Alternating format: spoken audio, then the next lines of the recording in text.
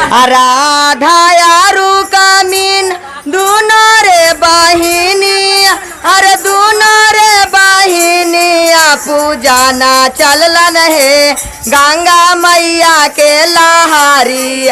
पूजाना चलन है गंगा मैया के लहारिया, पूजाना चलन है। राधा यारू कमीन दूनो रे बहिनिया, पूजाना चलन है गंगा मैया के लहारिया। पूजाना चलन लहारिया, पूजाना चलन है गंगा मैया के ला।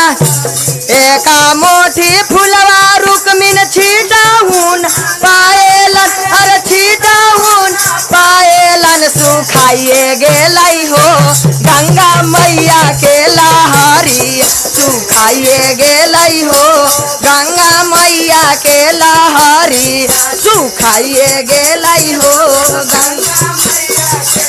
रोवे लागल आताना से, रोवे लागल पाटाना से, रोवे लागल हो पूजे कुइया पाना भरानी से। रोवे लागल पूजे कुइया पाना भरानी से, रोवे लागल। रोवा है मालहवा भई लाटा धूमी के सी, अरे लाटा धूमी के सी गारे भेलई है हमर बोझाला नाई। गरीब भेलई है हमर बोझाला नाई। राधा यारू कमीन दूनो रे बहिनिया, पूजाना चलन है गंगा मैया के लहारी। पूजाना चलन है गंगा। एका मोठी फुलवा राधा छीटाहुन पाएल, अजी छीटाहुन पाएलन फाफाइए गेलई हो गंगा मैया के लहारी। फाफाइए गेलई हो गंगा मैया के लहारी। हाथे लागल आटाना, हाथे लागल पाटाना,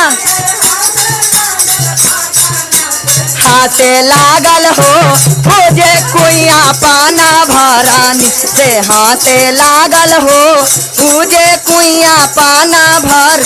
हाथा है मालहवा भई लाटा धूमी के किया मेरा भेलई हो मोरा बोझाला नाई। अमीर भेलई हो हाथा है मालहवा भई मुखे का है पानावा, पानावा अमीर भेलई हो मोरा बोझाला नाई। हमर बोझाला नाई। प्रेम से बोले गंगा महारानी की।